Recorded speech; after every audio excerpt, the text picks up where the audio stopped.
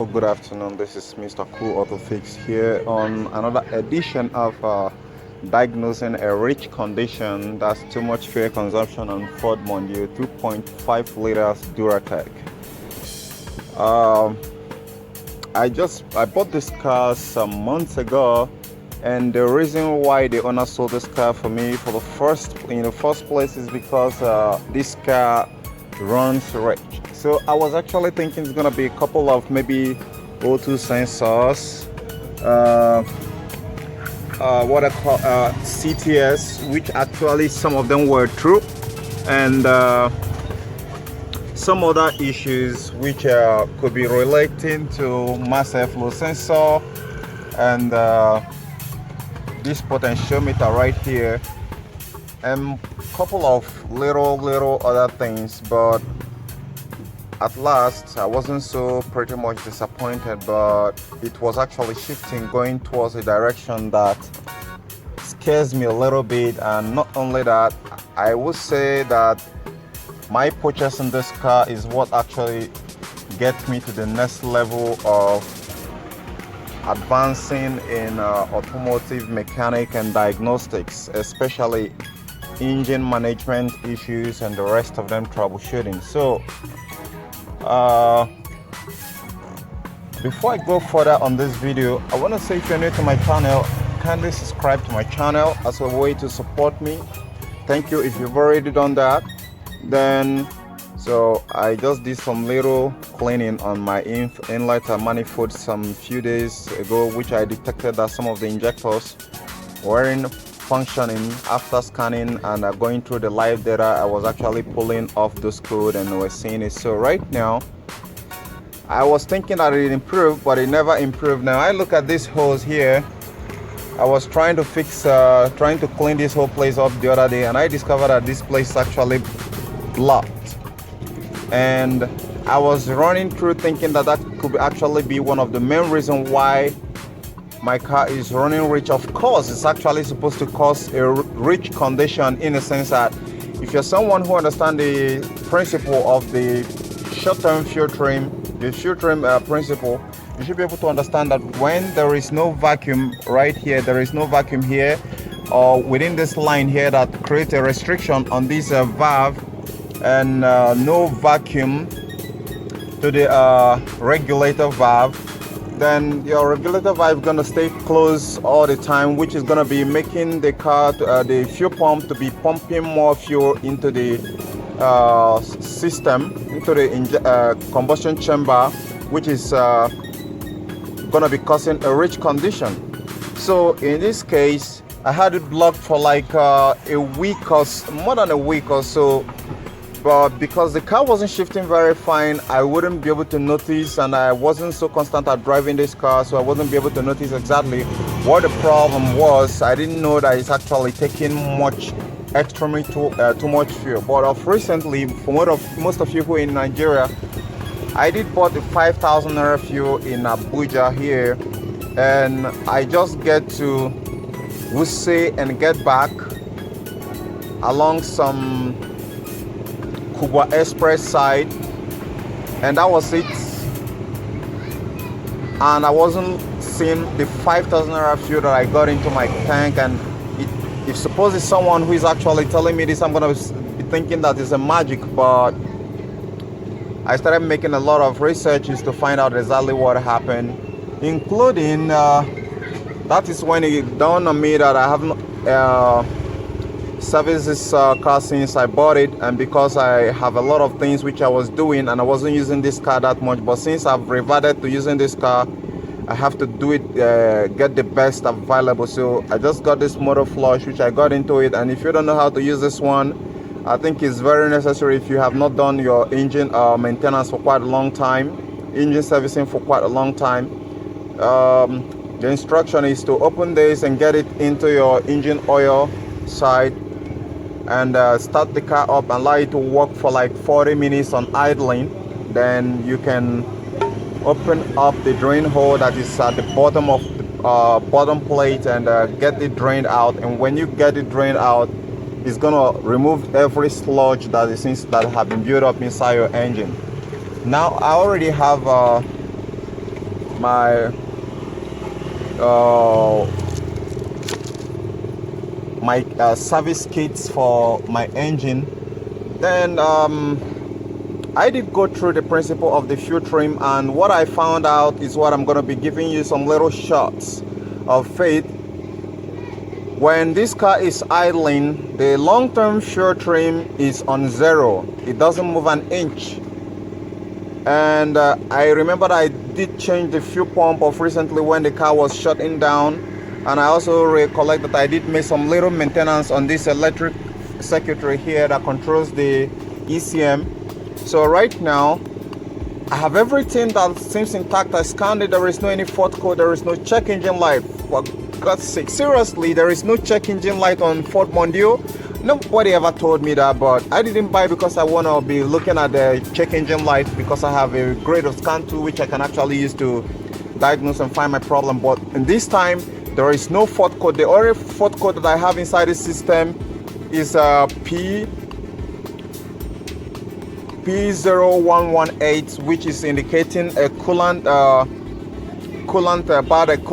temperature sensor, which is somewhere right here, which I've been trying and searching the whole internet trying to find where the problem, the ECT is located aside this one here, because I'm getting a feedback on my dashboard which is showing me the fuel, the amount of the heat that is on the engine. But on this very one here, I'm not sure actually if this wiring harness, because just only one wire. Is this supposed to be two? One is the ground, one is the other one that's coming from the ECU that is somewhere down there. So since I couldn't find it, I'm having minus 40 degrees constantly on. I know that could actually cause it, but not gonna cause it this huge. Looking at my fuel trim data, which I took while I was doing a road test on a short-term short-term fuel trim bank 1, what I was having on both banks of short-term bank 1 and 2 is minus 8, I think like 8 point something percent. But when I rev the engine, it goes crazy as going up to 40. So which shows me that it is not a fuel pump problem. It could be, no, it's not a airflow meter problem, because if it is airflow meter problem, it should be reflecting on both the short-term fuel trim and the long-term fuel trim. But since it's not reflecting on the long-term fuel trim, I automatically believe that this one has been ruled out of the equation. So I have to be looking at vacuum leaks. Now, in order to be able to detect that vacuum leaks, until some sort of sophisticated equipment like the smoke machine, which a lot of you guys in the Western world have about $1,000. I don't have any $1,000 to put on smoke machine right now. Damn, I have a lot of things to do. Now the next one, which is gonna be using a propane, then even though it doesn't have a pain, no problem, then I think this is the only friend I got here that's gonna help me out, this cap cleaner.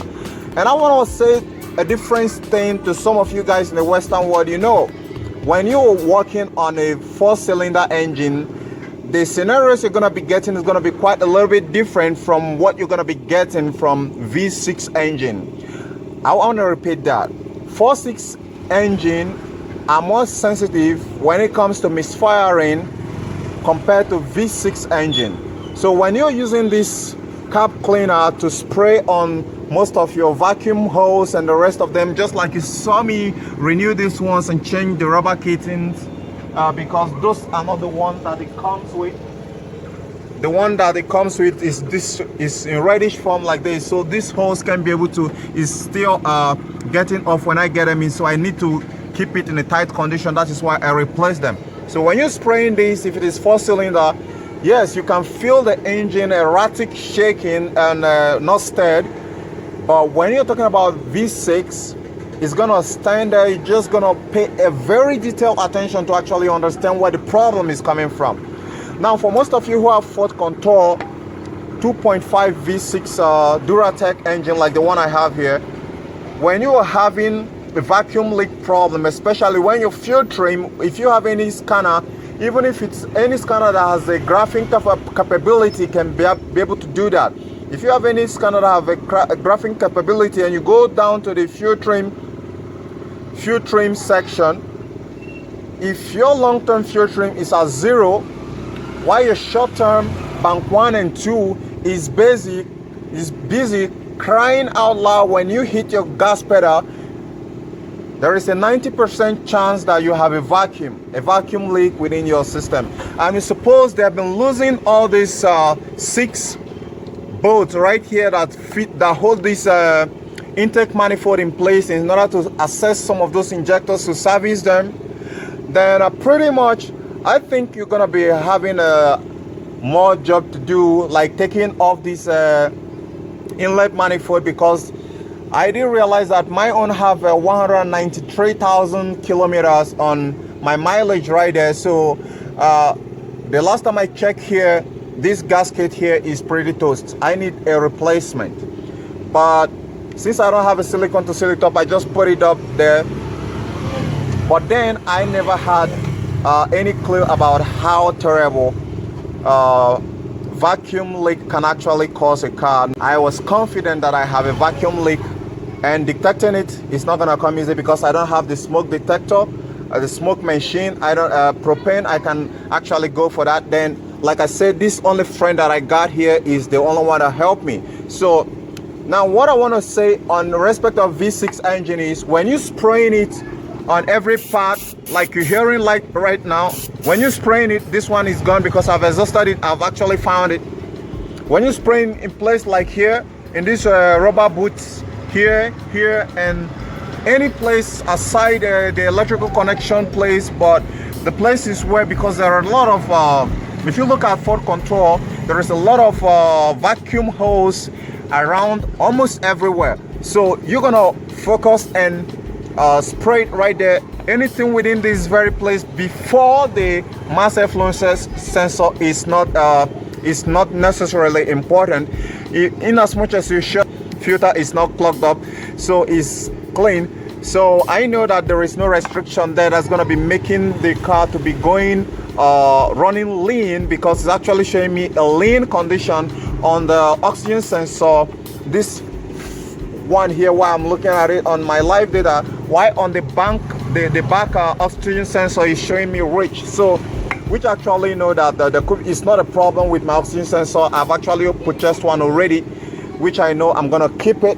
Maybe I'm gonna need to replace one of them, because I think they've been long overdue actually to be more responsible at picking any error that goes on within my fuel system. Because anything concerning V6, you don't want to mess up with the fuel, because it's gonna be taking it like the way the Irishman takes whiskey. So it's gonna be seriously dealing with it. So now, after spraying it on the V6 engine, I want you to pay a very good attention, guys.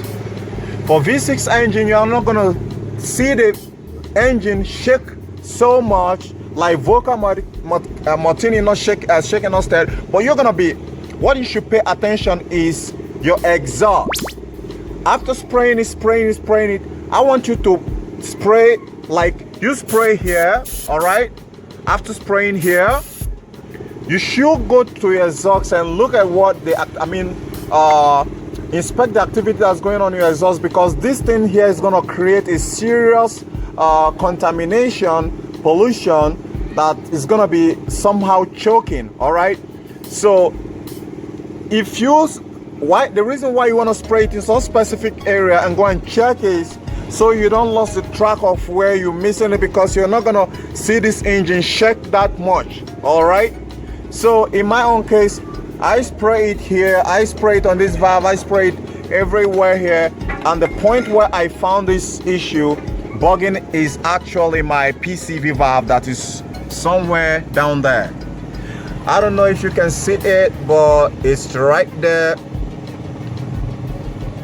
It's right there. I don't know if you can see it, but that's it right there. So it's have leak on the down bottom part and as much as the top bottom part. But before then, I've actually used a sophisticated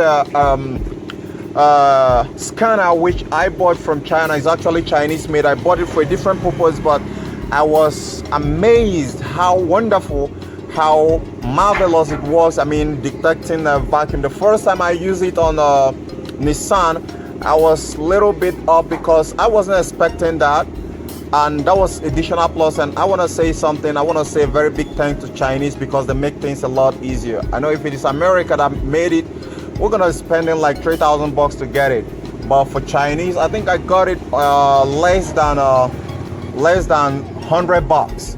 I think that's a win-win, right? Because that scanner is powerful. It's incredible when it comes to detecting anything vacuum.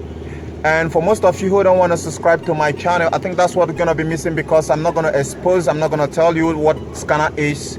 I'm not gonna tell you where I got it. I'm not gonna tell you how I got it or where I got it from. So you can use your smoke machine or use your propane or use this very one here. But for that very one, which I know is going to be a long-term decision and is very cheap for that kind of a sophisticated and precise information that it gives, it worth half $1,000. So guys,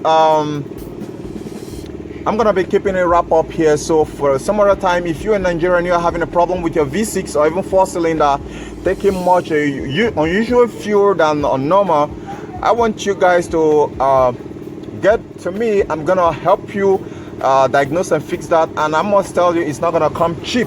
All right, for a lot of you guys who like cheap things, I'm allergic to cheap jobs. All right, I'm allergic to fixing expensive problem at a cheaper rate. I don't like that. You can try your try and error mechanics. And for this very one here, I think I do remember vividly someone who had an engine issue that the V6 Honda Pilot, precisely 2007 model, that takes fuel like Irishman takes a whiskey. So I told him he's gonna be paying me like it's gonna be equivalent of $17 to actually diagnose it.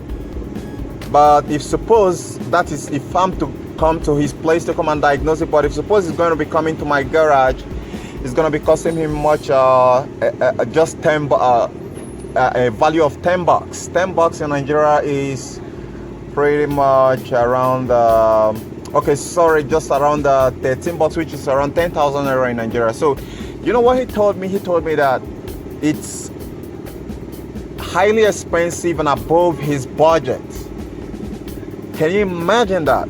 Now I also recollect about some other person who lives in a legislative quarters that have a problem with his Lexus IS 250, that the AC intermittently shut off when it's working. And I told him I charge him exactly the same $15, and he screamed that it's expensive. He offered to give me $17. He offered to give me 13. I told him it's too poor, I'm not going to take it. And he told me he's going to get back to me on fixing an appointment. And up to this very day that I'm speaking with you, he wouldn't get back to me. So I know that that is a runaway customer. So for most of you who are not scared of the right mechanic getting his hands dirty to get your car fixed and running back correctly, especially using this very advanced feature, which no matter how, no any car of this very newer model is going to escape the short-term or long-term filtering diagnostic powerful tool. So it's not about having the scan tool, but knowing exactly how to use the scan tool to find the problem. That is the ingenuity. That is where the shift between a junkyard mechanic and a pro mechanic comes to play. So thank you guys for watching. Thank you for subscribing. I hope to see you some other time. If this information will help you to fix your car and get it back running, like I said, you're going to be looking at two possible places: the PCV valve, under the PCV valve, and the gasket that seals between this and the top cylinder head. So gonna be catching you guys later. This is Mr. Cool Auto Fix. Have a good one.